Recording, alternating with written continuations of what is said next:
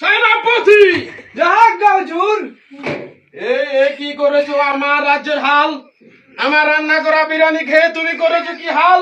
এখন আমি ঘুম থেকে উঠে কি খাবো তোমাদের বাল? কে খেয়েছে সেই বিরিয়ানি, আমার রান্না করা বিরিয়ানি? জনাব, বন্দি করো তাকে। পারবো না মহারাজ। কেন পারবে না, কেন পারবে না? আমি কি তোমাকে বেতন দিয়ে রাখিনি? এখনো 3 মাসের বেতন বাকি রয়েছে জাহাপনা। কে বলেছে? এত বড় মিথ্যা অপবাদ আমার প্রতি কে দিয়েছে?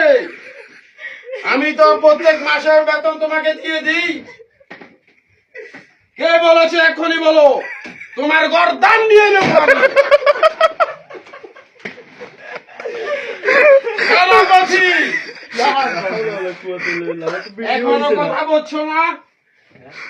কে বলেছে তোমাকে মিথ্যা অপবাদ আমার প্রতি দিতে? জয়নাল দিয়েছে। কেউ? বন্দি করো জয়নালকে। আমার বাবা ছিল এই রাজ্যের এক বলুন বলুন।